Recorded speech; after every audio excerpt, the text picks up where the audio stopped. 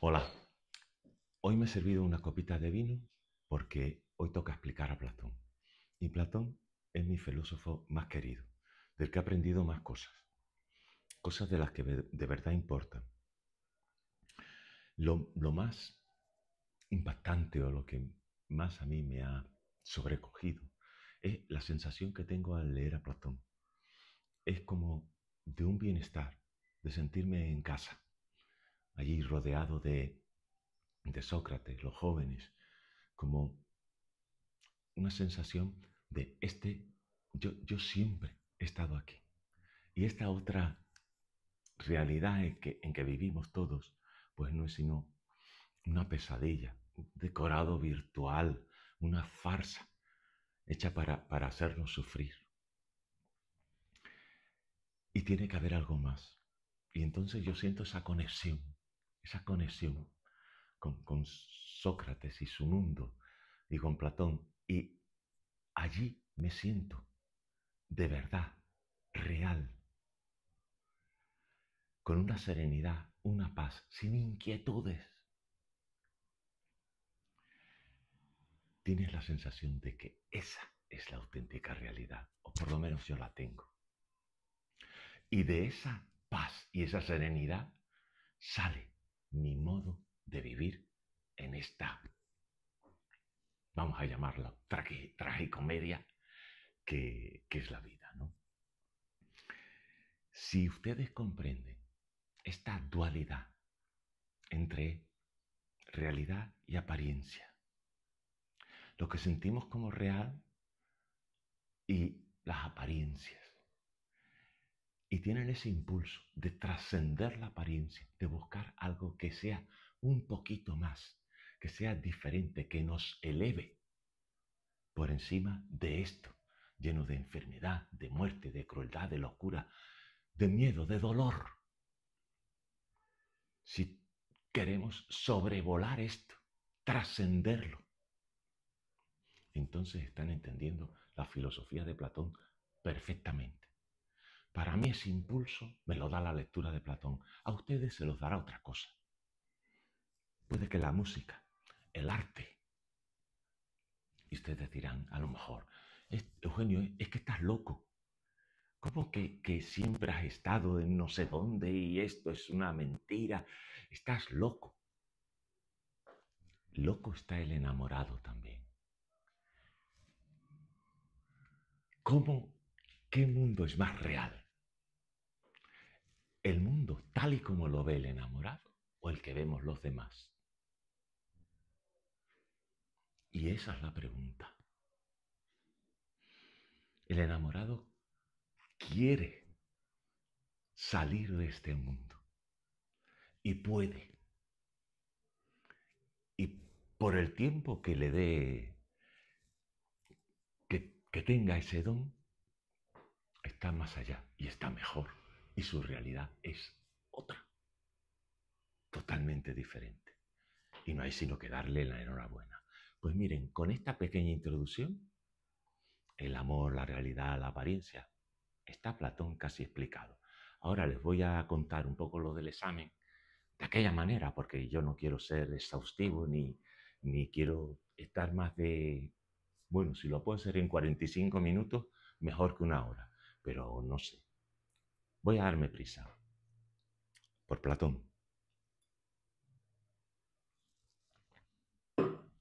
Bueno, de la vida de Platón, ¿hay que saber alguna cosa? Pues sí, porque eh, hay filósofos de los que no hay que saber nada de su biografía, como Kant, pero de Platón, de Spinoza, de Nietzsche, es importante, porque sabiendo lo que les pasa en un momento determinado de su vida, comprendemos mejor qué es lo que dice en sus obras, cuál es su pensamiento. Platón pertenece al siglo V, Atenas, hijo de una familia aristocrática. El amor a la democracia no lo veía él mucho en casa. Cuando tiene 20 años conoce a Sócrates y está con él hasta los 30. El acontecimiento más importante en en esta época histórica es el gobierno de los 30 tiranos. Derriban a la democracia y pues imponen una dictadura. Uno de los 30 tiranos es tío de Platón. Y cuando el gobierno de los 30 tiranos cae, buscan culpables, chivos expiatorios. Uno de ellos es Sócrates. Y lo juzgan por corromper a los jóvenes, inventarse nuevos dioses. En realidad es por haber educado a gente que había traicionado a Atenas, como Alcibiades, o a dictadores, como Critias, y lo condenan a muerte. Esto es un suceso trágico para Platón.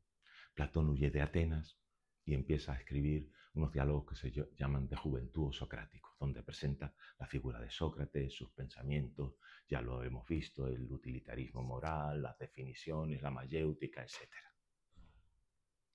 El más importante es la apología, donde nos habla del juicio de Platón, del juicio de Sócrates. A continuación le siguen un periodo de transición. Platón, una vez que muere Sócrates, se dedica a viajar por Megara, por Italia, por Egipto. Y digamos que el episodio más importante se da en Sicilia. En Sicilia él conoce a Dion, que va a ser una especie de amante revolucionario, con el que va a intentar llevar a la práctica sus teorías políticas, el gobierno del rey filósofo. Y lo intentan allí, en Siracusa. Intentan educar a Dioniso, el tirano de turno, en la filosofía. Y cuando Dioniso se da cuenta de que eso de la filosofía significa que se acabaron las orgías, se acabaron las borracheras, etc., entra en cólera y a Platón lo venden como esclavo. Lo echan de Atenas, de Siracusa, y lo venden como esclavo. Un amigo suyo lo consigue rescatar y se lo lleva de vuelta. Allí funda la Academia, que es la primera universidad europea, que estará funcionando hasta creo que el siglo V después de Cristo. Tiene un recorrido muy largo. Y a esta época de transición seguimos teniendo diálogos socráticos, pero ya de mucha más enjundia. Tenemos el Gorgias con sus críticas a la democracia y tenemos el Menón, que trata de la reminiscencia. A este periodo le siguen los diálogos de madurez, la obra completa, las obras más importantes de Platón. Son Banquete, Fedón, Fedro y República. Miren, la República trata sobre el gobierno de los filósofos, el gobierno en la ciudad ideal. Y luego, Fedro y Banquete tratan sobre la belleza y el amor. Y dan una versión de la filosofía platónica muchísimo más viva, muchísimo más calurosa, muchísimo más atrayente que la de la República, que es la versión platónica que gusta a la academia. A mí me gusta insistir en la parte de Banquete y Fedro. Insistiré en lo que les voy a contar luego. Y luego el Fedón. El Fedón trata sobre la inmortalidad del alma, que Platón al final, pues, a pesar de dar muchos argumentos, está convencido de que no lleva a ningún sitio. No llevan a ningún sitio. A continuación vienen los diálogos críticos. Críticos porque Platón va a llevar la contraria a todo lo que he dicho anteriormente, en diálogos como por ejemplo el Político o el Teeteto. ¿Qué es lo que le pasa a Platón? Pues Platón ha ido a Siracusa otra vez a intentar con Dion convencer al hijo de Dioniso, Dioniso II, de que se convierta a la filosofía. Este piensa que están conspirando y encarcela a Platón, lo tiene en la cárcel 2 años. Cuando regresa, pues Platón escribe, como ya les dije, el Político, donde ya se olvida de que el político y el filósofo son la misma cosa. Y por último tenemos lo que se llama diálogos de vejez, de la vejez. Fíjense que les estoy hablando de que Platón, el segundo viaje a Siracusa lo hace con 60 años, pues el tercero con 70 años, Platón muere con 80. Y viaja a Siracusa otra vez, intenta una rebelión con Dion, a Dion lo decapitan, él tiene que venirse corriendo para Atenas, ¿no? Porque si no, acaban con él también. Y el diálogo que escribe se llama Las leyes. Las leyes es un diálogo muy triste, muy pesimista, donde ya desaparece el rey filósofo, desaparece el político. Lo que queda es una dictadura radical en la que hay una junta nocturna que a quien no cumple a rajatabla con las leyes, pues lo retiran en la noche, lo retiran de la ciudad y primero lo intentan reeducar. Si no sirve, le castigan, le torturan y si no ya, puerta, lo deportan. Y esto es lo que a mí me gustaría que se les quedara de la biografía de Platón, los viajes a Siracusa, las obras más importantes. Y nos vamos a la teoría de las ideas. La teoría de las ideas en Platón es como el núcleo de su filosofía. Para Platón, la herencia que recibe, que más le preocupa, es la dualidad entre naturaleza y ley. Recuerden la que planteaban los sofistas. Las leyes son convencionales, cada uno tiene las suyas. Por lo tanto, en lo que se impone es el relativismo, el escepticismo. Todo da igual porque cada cual tiene su opinión.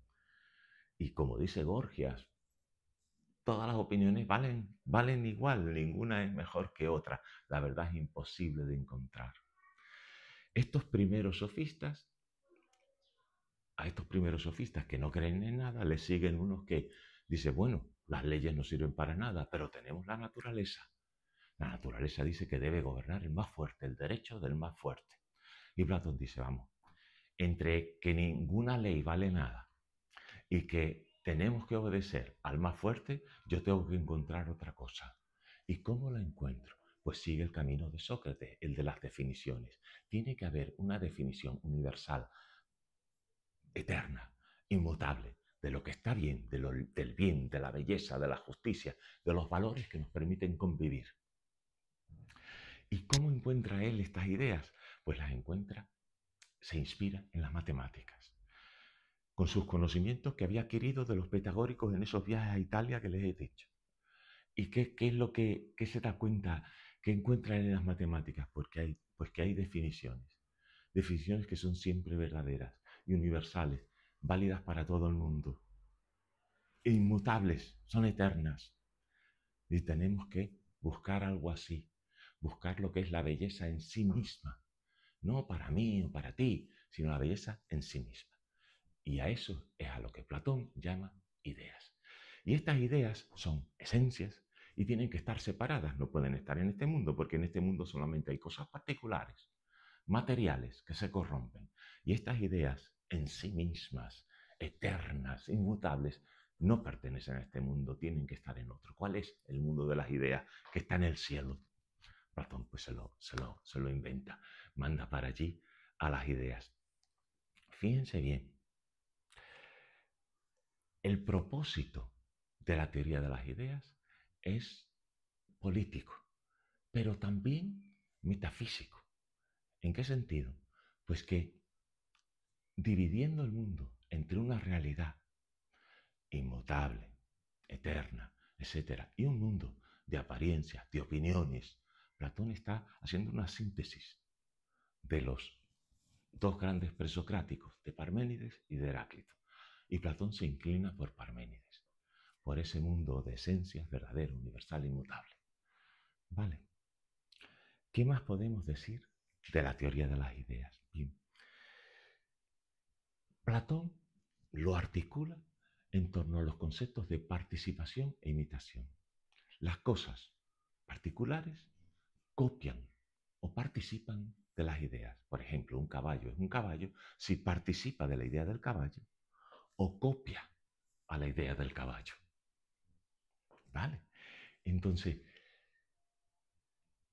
esta forma de entender la relación entre el mundo aparente, mundo sensible le vamos a llamar, y el mundo de las ideas, el mundo inteligible, nos va a servir pues para explicar pues la dualidad del cuerpo y del alma, cuerpo sensible, alma inmortal, inteligible, por ejemplo.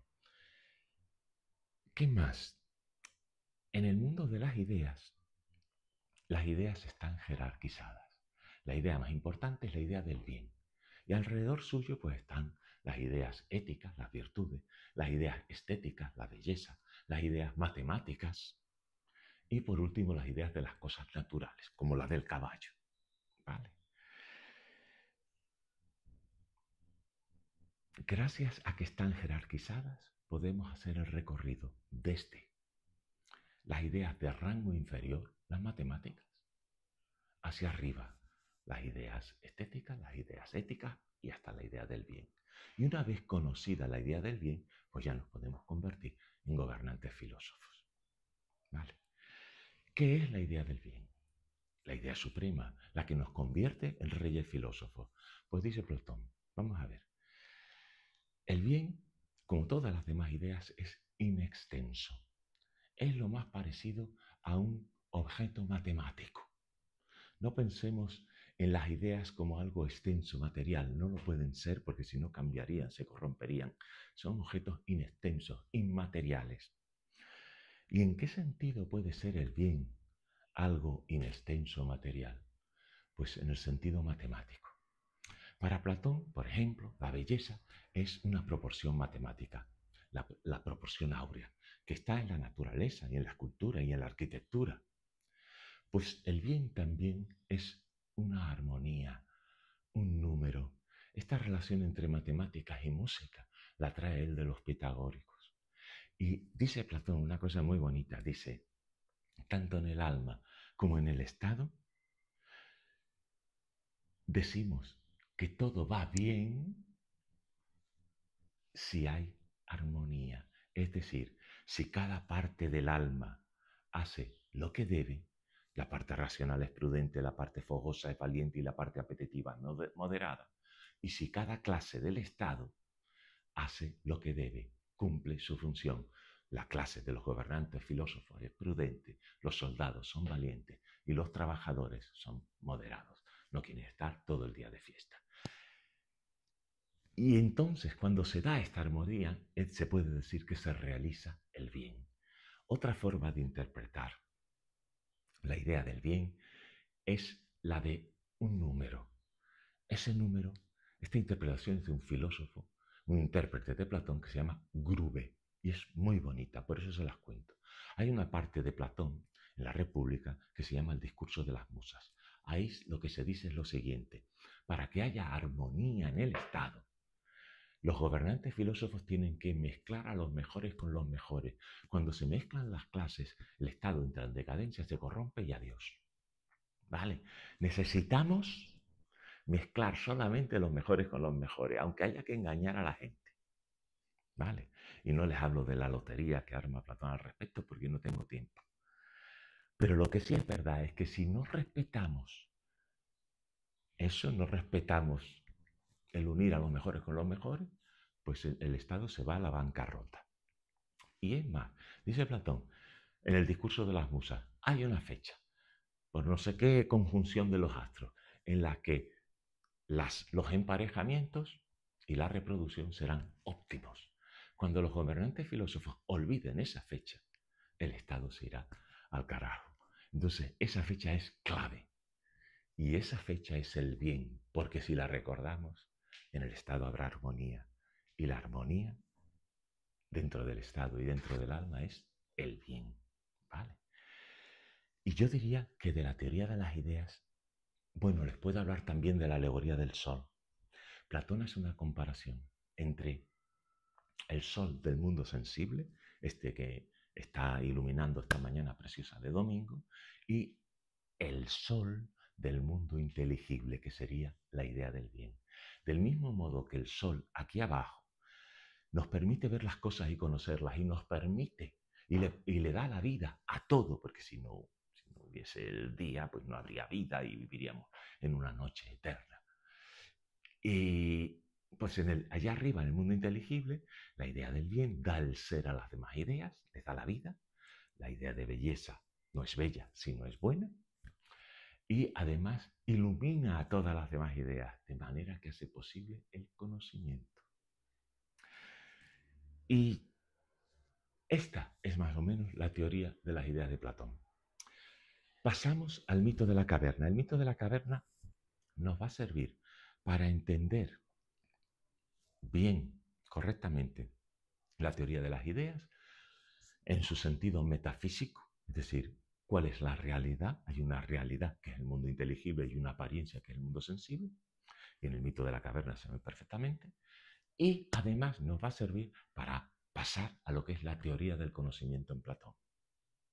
Y el mito de la caverna nos aporta todo esto. Además de que si lo queremos interpretar relacionándolo con la actualidad, pues perfectamente. ¿Qué mito es este? ¿Qué historia es esta? Pues dice Platón, y hay unas ilustraciones. Les voy a dejar en la descripción un enlace a las ilustraciones que yo uso para explicar a Platón.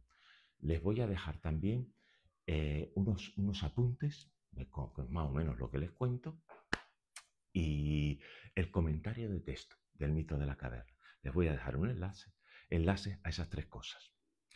Bien, el mito de la caverna. Pues Platón lo que cuenta es que si queremos pensar la diferencia entre aquellos que reciben educación filosófica y los que no, tenemos que pensar en una caverna, en la que hay una gente encadenada en el fondo y que están mirando unas sombras. Y esas sombras están ahí desde niños, esas sombras son para ellos la auténtica realidad. Detrás de ellos, porque la están viendo desde siempre, detrás de ellos hay un tabique. Y sobre ese tabique pues están paseando unos objetos. Hay unos portadores que les están paseando y esos objetos son los que iluminan fuego y la proyección de ese fuego en el fondo de la caverna es lo que ven los ignorantes. La forma más fácil de entender esto es que los que portan los objetos son los políticos, los demagogos que engañan al populacho, le hacen ver, lo manipulan, le hacen ver sombras que no son reales, apariencias, ¿vale? Si queremos sacar a la gente de ahí, del fondo de la caverna, pues hay que arrastrarla, porque la verdad, la gente cuando está cómoda en un sitio no le gusta irse. Entonces lo arrastramos y les cuesta muchísimo. Eso es la educación, es un proceso doloroso que requiere mucho esfuerzo. Consiste en dejar de ver el mundo de una manera a empezar a verlo con ojos nuevos. Esos procesos de metamorfosis, de resurrección, fíjense de lo que hablo. Esos procesos cuestan mucho. Pues bien, una vez que salimos fuera de la caverna, nos encontramos con ¿qué? Nos encontramos pues con reflejos en los charcos, cosas, árboles, etcétera. Miramos al cielo, vemos los astros, vemos el sol, etcétera. El mundo que llamamos el mundo verdadero, el mundo inteligible, ¿vale? Si el que sale fuera intentase volver adentro y convencer a los demás de que tiene la razón, de que hay que cambiar, de que hay que salir, lo más probable es que los demás pensaran, se ha vuelto loco, tiene los ojos turbios, se le ha estropeado la mirada y a ver si lo cogemos y lo matamos porque está armando un escándalo de Dios mío, ¿no? De Dios Padre. Entonces, eso es lo que le pasó a Sócrates. Él tenía una visión del mundo inteligible, intentó comunicarlo, poner a los atenienses frente a su propia ignorancia, intentar llevarlos a un conocimiento verdadero a través de la mayéutica, y lo pillaron y lo mataron. Y este es, digamos, el significado, yo creo que Platón tenía en mente cuando escribió el mito de la caverna. Pero en la República lo que él dice es que hay que interpretar el mito de la caverna según lo que he dicho anteriormente. Anteriormente se refiere al libro sexto. Y en el libro sexto él lo que explica es el pasaje de la línea y la alegoría del sol. La alegoría del sol ya la hemos dicho. La idea del bien es el sol que nos encontramos fuera y hace en el mundo de las ideas lo mismo que el sol en el mundo sensible. Da la vida y permite conocer. El pasaje de la línea nos abre la puerta a la teoría del conocimiento. ¿Vale? Y entonces eso es en lo que nos vamos a meter ahora. ¿Qué dice Platón? Fíjense bien. El mito de la caverna se interpreta perfectamente considerando que la caverna es el mundo sensible y el exterior de la caverna el mundo inteligible. Dentro de la caverna hay dos niveles de realidad y un fuego. Están las sombras, los objetos que pasan detrás del tabique y el fuego que se corresponde con el sol. Pues bien, las sombras para Platón son el nivel más básico de conocimiento. Le llamamos, vamos a decir, el castellano, sin entrar en el griego, le llamamos conjeturas. Y se corresponde con los mitos, historias, pues que son leyendas en las que intervienen dioses, seres fantásticos y que son poco reales, pero influyen en la vida de la gente. Y a continuación tenemos los objetos que se portan detrás del tabique, que son los que iluminan ese fondo de la caverna, los que se proyectan en el fondo de la caverna. Esos objetos, Platón dice, son un nivel superior del conocimiento. Todavía no conocimiento verdadero, porque se ocupan de cosas concretas que se corrompen. Este es el nivel de la física presocrática, de las teorías sobre la cosmogonía de los presocráticos, etc. No son verdaderos, pero están mejor argumentados, ¿vale?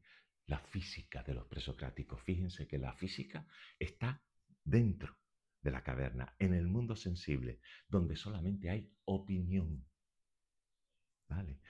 Piensen en el rol de la física en la actualidad. La física es la locomotora del saber hoy día. Más bien sería la filosofía la que se ha metido para adentro a lo mejor en la caverna. Bien, salimos de la caverna, perdón, sí, salimos de la caverna y nos encontramos con, después de mucho esfuerzo, nos encontramos al salir inmediatamente con, no, estamos encandilados. Venimos de la oscuridad, salimos a la luz y estamos encandilados. ¿A dónde podemos mirar? Al suelo, a los reflejos de las cosas en el agua. Esos reflejos para Platón son las matemáticas. Es el preludio a todo el conocimiento que va a venir después, el conocimiento de las ideas. Al conocimiento de esos reflejos son las matemáticas. El conocimiento de las ideas le llama Platón dialéctica. El conocimiento de las matemáticas lo hace la razón discursiva. El de las ideas lo hace la inteligencia intuitiva. Y fíjense bien, lo primero que podemos mirar son los objetos aquí abajo. Y esos se corresponden con las ideas de las cosas naturales. Luego ya por la noche nos atrevemos a mirar a los astros y que esos astros, los planetas, las estrellas se corresponden con lo que son las ideas que rodean a la idea del bien, las ideas estéticas, las ideas éticas, la belleza, la virtud. Y ya cuando nos hemos acostumbrado al mundo al exterior de la caverna, podemos mirar al sol. Y ese sol es la idea del bien. ¿Vale? Y esto es básicamente la teoría del conocimiento en Platón. El pasaje de la línea aplicado a lo que es el mito de la caverna. Pero hay más. ¿Cómo podemos, desde nuestra realidad mundana, acceder al conocimiento de las ideas? Y la respuesta de Platón es triple. ¿Vale? Dice, hay tres formas: reminiscencia, dialéctica y amor. ¿Vale? Reminiscencia, dialéctica y amor. ¿Qué es la reminiscencia? Platón dice, conocer es recordar. ¿Recordar el qué? Y aquí es donde Platón introduce lo que había escuchado de los pitagóricos. Y no es que él crea en la reencarnación y la inmortalidad del alma, es un recurso para poder explicar la dialéctica, la reminiscencia. Es que sabemos cosas que no son de este mundo. Esas cosas son las ideas que contempló nuestra alma cuando cabalgaba junto a los dioses, por ahí arriba, por el cielo, contemplando la idea del bien y todas las demás. Cuando el alma, los dioses siguen para siempre ahí arriba, disfrutando, pero nuestra alma pues tiende a caer, se encarna en un cuerpo y olvida lo que vio. Pues cuando aquí vemos algo que nos recuerda a las ideas, pues digamos que se nos viene como un fogonazo lo que vimos antes de encarnarnos. El ejemplo que usa Platón para explicar esto es en las matemáticas, y el diálogo en el que aparece esto es el Menón. Sócrates consigue, utilizando solamente el diálogo, la mayéutica, preguntas y respuestas, consigue que un ignorante total como un esclavo sea capaz de resolver el teorema de Pitágoras, es decir, crear un cuadrado que tenga el doble de área que un cuadrado dado. De esto tienen ilustración, porque si son como yo torpes para la matemática, no, si no es la ilustración, pues no lo entienden. Entonces, muy importante, muy importante, Menón, reminiscencia. Pero Platón está hablando realmente de matemáticas. La reminiscencia es de algo muchísimo, muy superior, muy superior. Platón de lo que está hablando es de que, bueno, esto ya es que me dejo un poco llevar, pero a mí me gusta ver a Platón diciendo, cuando te enamoras de una muchachita aquí abajo, no te enamoras. La muchachita es como una ocasión, una oportunidad para recordar. Por eso el impacto de ese primer amor es tremendo, porque de repente conectas con la idea de belleza. Es algo que precede nuestra existencia aquí. Por eso a veces se dice, te echo de menos y todavía no te conozco. Eso nos pasa a todos. Bueno, a todos los idealistas, los platónicos, etc.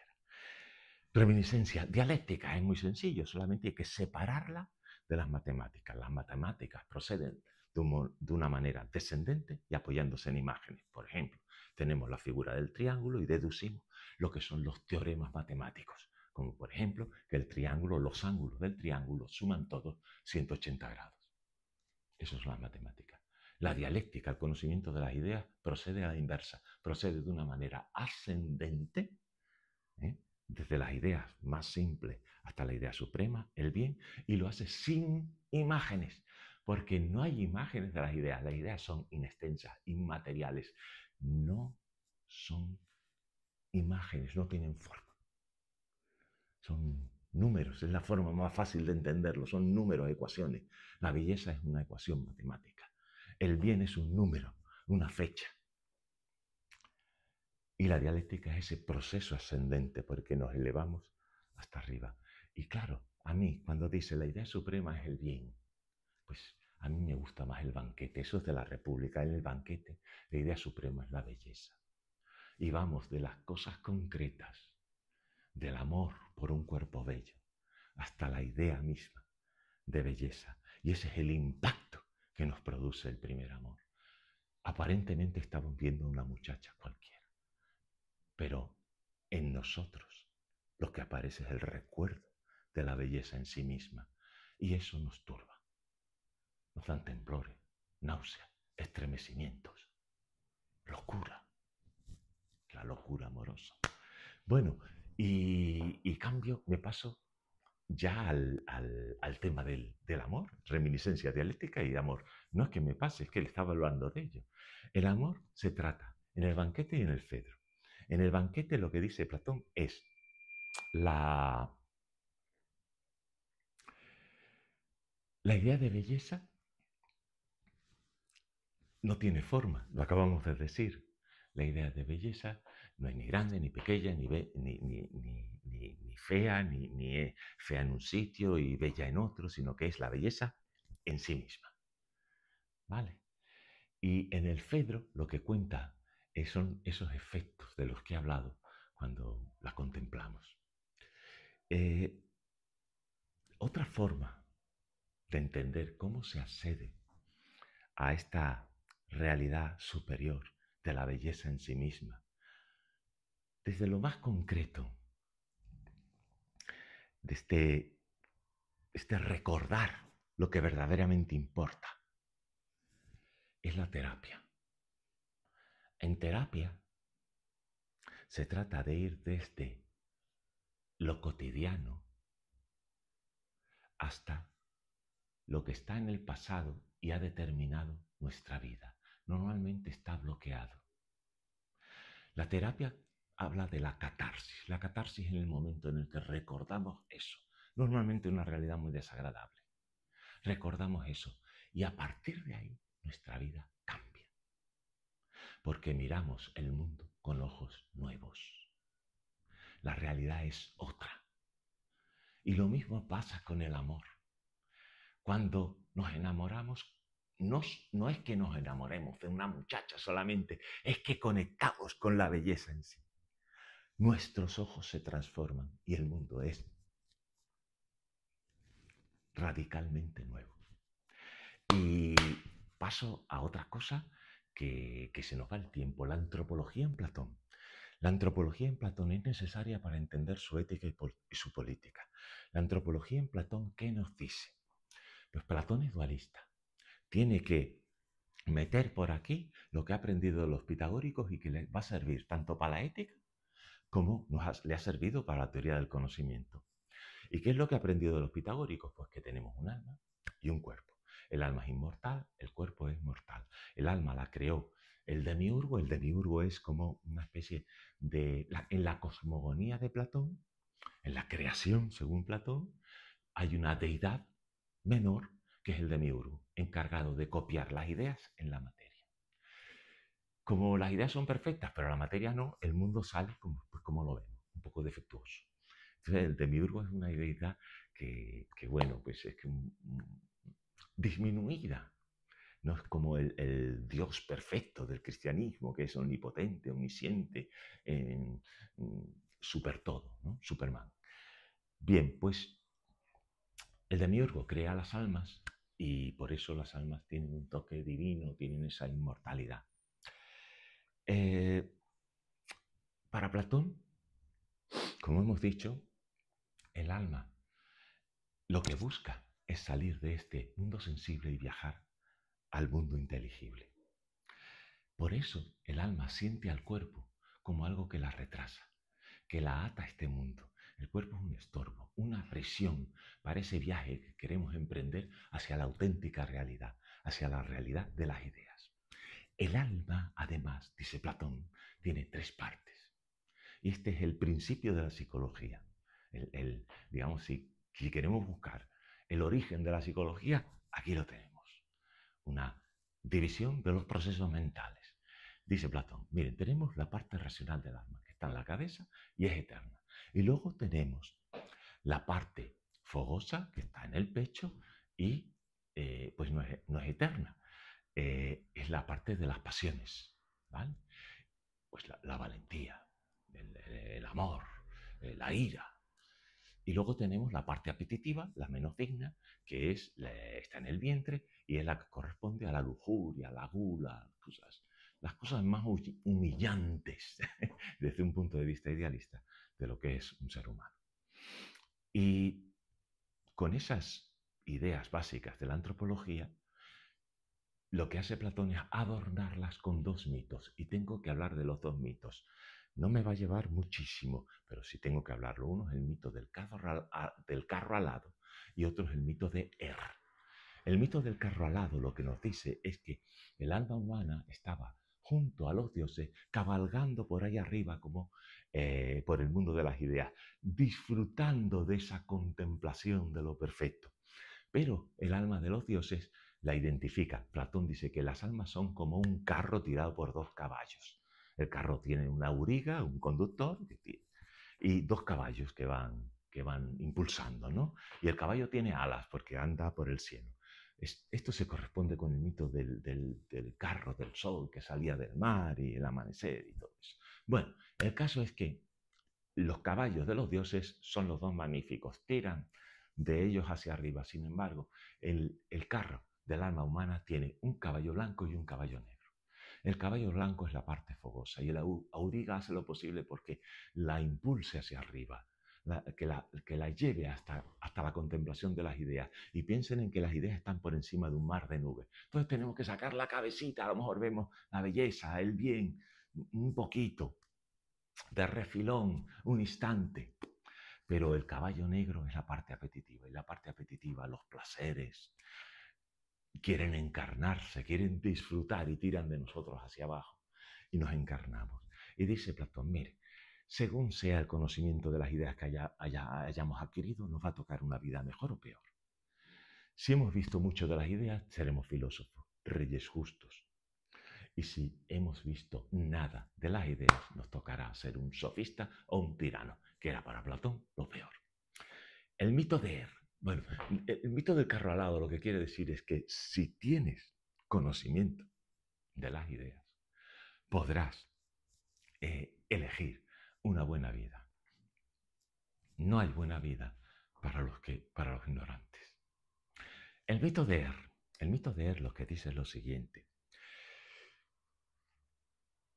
Hay un guerrero armenio, fíjense ustedes, es decir, extranjero, es como Platón dice. Esto viene de lejísimos, un guerrero armenio que muere en el campo de batalla. Y muere en el campo de batalla y pues lo llevan a su pueblo a quemarlo en la pira funeraria, que es el ritual. Y cuando ya le van a quemar, pues se despierta. El guerrero está vivo. Y le dicen, pero hombre, ¿dónde has estado? ¿Qué te ha pasado? ¿Qué ha ocurrido entre que en este intervalo de tiempo? 10 días ha estado el tío fuera de juego. Pues, y lo cuenta. Mire, lo que pasa con las almas al morir es que suben al cielo y llegan a una especie de explanada. En esa explanada hay dos agujeros arriba y dos agujeros abajo. Cuando todas las almas llegan allí, se llena aquello de gente, pues los que se han portado bien suben para arriba, suben por un agujero, se pasan arriba 1000 años disfrutando de la contemplación de las ideas y luego bajan por el otro. Y las almas que se han portado mal tienen que bajar por un agujero hasta el infierno, sufrir castigos, torturas, les hacen de todo, de todo. Súper divertido el mito de él porque cuenta lo que le hacen al tirano, le hacen cosas divertidísimas. Y entonces suben, ya cuando suben por otro agujero, suben súper prudentes, súper corregidas, ¿vale? Entonces, cuando están allí en la explanada, ya han vuelto de esta reeducación, tienen que elegir un destino, tienen que elegir una forma de vida porque van a volver al mundo. Y entonces lo que dice Platón es que las que han estado por el cielo vuelven como muy relajadas, piensan que pueden elegir lo que les dé la gana, que lo saben todo, que ya tal, entonces están descuidadas. Y una de ellas normalmente algunas de ellas eligen una vida que les va a hacer muy infelices, la vida del tirano. Sin embargo, las que vuelven del infierno vienen muy avisadas y puede que elijan la vida del que sabe, la vida del filósofo. En cualquier caso, Platón vuelve a ordenar las vidas de mejores a peores, las peores, los sofistas, el tirano, las mejores. La del filósofo, los reyes justos, los médicos, los atletas, etc. Y entonces dice Platón, pues elegimos una vida. Y aquí es curioso, dice, ¿qué es mejor? ¿Una vida de un hombre poderoso, con todos los bienes, o la vida de un hombre normal? Y Ulises, el más astuto de los personajes de Homero, dice, yo quiero la vida de un hombre normal. Porque la vida de un hombre poderoso, de un hombre dedicado a los asuntos públicos, es siempre una vida de traiciones, de mentiras, de preocupaciones, de ambiciones, una vida desgraciada. Entonces, cuando ya han elegido sus vidas, pues las llevan al río Leteo, donde beben y se olvidan de todo lo que han visto y se quedan dormidas y en un momento determinado caen a la tierra a vivir. No le dejaron beber del río, ni le dejaron quedarse arriba, y entonces recuerda todo y lo envían para abajo. Tampoco le dejaron elegir destino. Se quedaba con la vida que tenía, recordando todo y para abajo, porque no se sabe. ¿Qué es lo que nos cuenta el mito de Er? Lo importante es el uso del infierno, de la vida después de la muerte, para para educar, para que la gente se lo piense 2 veces antes de elegir la vida del tirano, elegir la vida del sofista, del mentiroso, del cruel, del más fuerte, etc. Y ese uso del infierno pasa directamente al cristianismo. ¿Vale? Las grandes religiones se basan todas en el uso de las recompensas después de la muerte y los castigos después de morir. Y eso dejamos ahí la antropología y nos pasamos a la ética. Y la ética de Platón es la búsqueda de la virtud, la búsqueda de la excelencia, de ser lo mejor. Fíjense bien, virtud no tiene que ver con la virtud cristiana, que es la virtud de reprimir los instintos. Una chica virtuosa es la que se reprime, ¿no? Eso para Platón no tiene sentido. En el mundo griego no tiene sentido. Virtud es arete, es la palabra griega y significa excelencia. ¿Cuándo podemos decir de alguien que es virtuoso? Es decir, que es un ser humano, pero elevado a la máxima potencia. Es decir, lo hace todo bien. ¿Qué tiene que cumplir? Pues dice Platón, tres cosas. Mire, la virtud se puede decir en el sentido del conocimiento. Nadie es virtuoso si no conoce las ideas. La idea del bien, la idea de justicia, la idea de belleza. Si no conoces las ideas, no puedes actuar bien. Esto tiene que ver con el utilitarismo moral de Sócrates. Quien sabe, actúa bien. Quien actúa mal es porque no sabe. Y este papel del conocimiento es una raíz socrática en la idea de virtud de Platón. Pasamos al siguiente, la virtud como purificación. Dice Platón, vamos a ver, si queremos ser virtuosos, tenemos que renunciar al cuerpo, renunciar a los placeres, a la gula, a la lujuria, renunciar también a las pasiones, al amor, a la valentía, a la ira. Todo eso tira de nosotros hacia abajo. ¿Vale? Tenemos que purificarnos. ¿De dónde trae Platón esta idea? Que luego el cristianismo la va a aprovechar tal cual. Y que es una idea que nos limita mucho como seres humanos, porque ser humano es disfrutar del placer, es disfrutar del amor, de la ira, de la valentía, las pasiones, las emociones, los impulsos, los instintos. Eso nos hace mucho más humanos que la razón. Pero bueno, este es un punto de vista mío. Lo que dice Platón es lo contrario. ¿Y de dónde se trae esta idea? De los pitagóricos. Los pitagóricos son los que importan desde Oriente la prevalencia del alma sobre el cuerpo. Y vamos con la virtud como armonía, un concepto también pitagórico que hemos explicado antes. El alma tiene tres partes, ¿vale? Y si esas tres partes hacen lo que tienen que hacer, la parte racional, prudente, la parte pasional, fogosa, valiente y la parte apetitiva, moderada, entonces el alma hay armonía. Esta palabra armonía, tómensela en serio, armonía en el sentido de que el alma suena bien, da buenas vibras, porque es un concepto matemático, musical, traído de los pitagóricos. Entonces imaginen que las tres partes del alma son como tres cuerdas de un instrumento musical. Si cada cuerda da su nota, el alma suena armoniosamente. ¿Vale?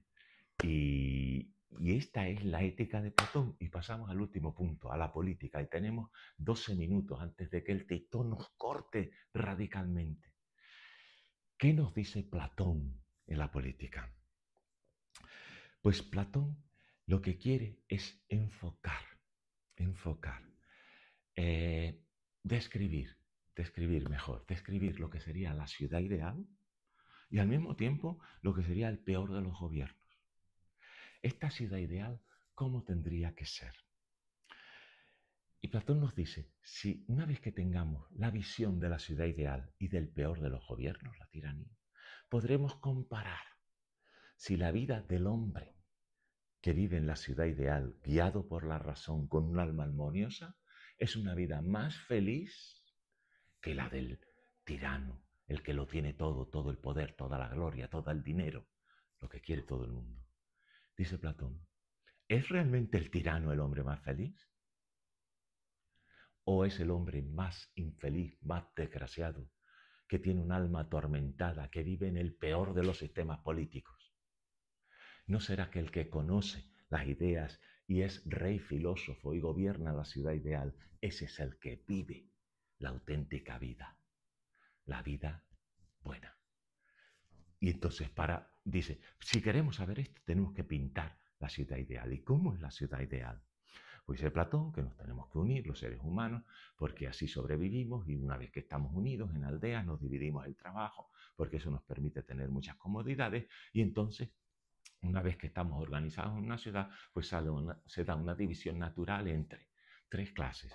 La clase de los gobernantes filósofos, la clase de los guerreros y la clase de los trabajadores. Si cada una de estas clases hace lo que tiene que hacer, los gobernantes filósofos son prudentes, piensan antes de actuar. Los soldados, los guardianes, son valientes, no tienen miedo a morir, defenderán perfectamente la ciudad. Y si los trabajadores son moderados, saben que tienen que trabajar, los ganaderos, los agricultores, los comerciantes, los artesanos, si todos ellos trabajan y no están todo el día de juerga, la ciudad funcionará perfectamente. En la ciudad habrá armonía, como en el alma. Podemos decir armonía y también de qué justicia. Habrá armonía y justicia en el alma. Y esa es, un poco en resumen, lo que nos muestra Platón como la ciudad ideal. Le añade otros rasgos que son muy bonitos. Dice, cuanto menos abogados y menos médicos, mejor. Los abogados, si hay muchos abogados, significa que mucha gente incumple las leyes. Y eso es que los gobernantes filósofos no están educando bien a los demás. ¿Vale? Eso hay que tenerlo en cuenta, que muchos abogados, malo. Es síntoma de que la gente no tiene la educación que necesita. Y muchos médicos también, porque si hay muchos médicos es que hay mucha gente que no sabe cuidar de sí misma, que la educación que se le ha dado no es suficiente. ¿Vale? Y pues ni médicos ni abogados en la ciudad ideal. Y tampoco desigualdades. Si hay muchos ricos, perdón, unos pocos ricos y muchos pobres, ese estado está condenado al fracaso, a la catástrofe. Porque las sociedades desiguales son una bomba de relojería. Tarde o temprano la masa se revela. ¿Vale? Entonces tiene que ser la ciudad ideal un ejemplo de igualdad. Ya veremos después cómo lo consigue Platón. Estos son los dos rasgos que yo añadiría a estas tres clases, etc. Y vamos con la cuestión más importante de la política. Siempre que explico la política, alguien termina preguntando, pero a ver, ¿esos reyes filósofos de dónde salen? ¿Cómo salen? Pues miren, para Platón es la educación lo que nos garantiza que vamos a tener siempre a los mejores en el gobierno, ¿vale? Es la educación y no es la genética, ni el dinero, ni la fuerza, sino la educación. Si el que tenga la mejor educación es el que estará preparado para gobernar. Y esto a mí me anima, porque me hace sentir importante. Me hace sentir importante, que yo estoy haciendo algo importante cuando educo. Bueno, voy a tomar otro poquito. Sigue. No he bebido, no confíen en mí. Bueno, la educación y las funciones del rey filósofo. Pues dice Platón, miren, para educar a los ciudadanos en la ciudad ideal, tenemos que hacer lo siguiente. En lo que es la adolescencia, les tenemos que dar gimnasia y música. ¿Qué significa la gimnasia? Entrenamiento militar y la música, humanidades. Con estas dos cosas, ¿qué conseguimos? Que sea capaz de defender la ciudad y que tenga el alma dispuesta para aprender. Los que superan estas dos cuestiones, la gimnasia y la música, pasan a la siguiente fase. Quienes solamente superan el entrenamiento militar se quedan de soldados. Quienes no superan ninguno de los dos se quedan de trabajadores. Y los que superan solamente las humanidades, para Platón son unos inútiles porque están dedicados. Los artistas son unos mentirosos y no nos sirven para nada en la ciudad ideal. todos los poemas, todas las tragedias, toda la música tiene que estar compuesta para educar a los ciudadanos en la virtud. Enseñarlos a que cumplan su función. Entonces, si quiero poemas, si quiero música, si quiero tragedias, ya las hago yo, dice Platón, ya las hace el rey filósofo. Esto es muy importante.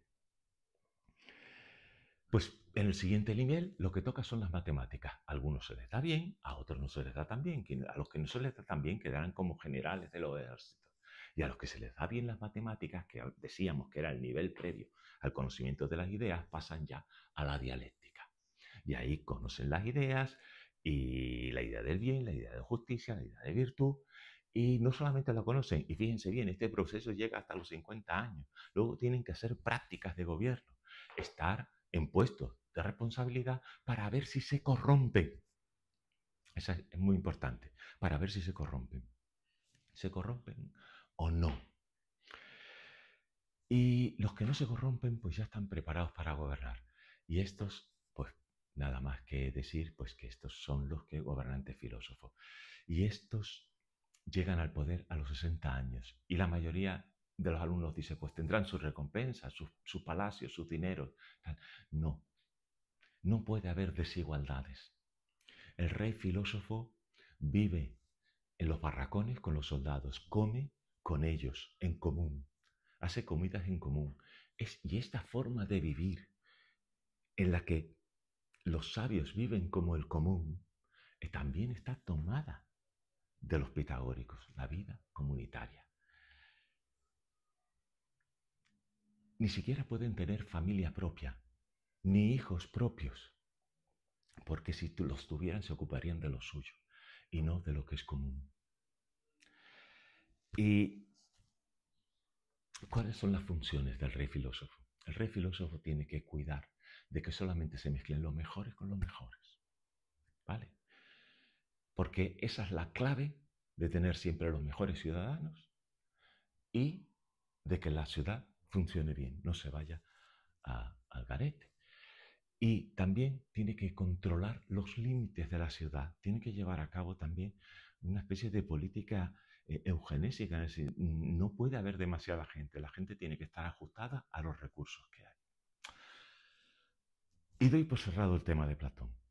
¿Qué es lo que vemos además en clase para prepararnos para el comentario de texto de la EBAU? Pues vemos el texto del mito de la caverna del libro séptimo de la República.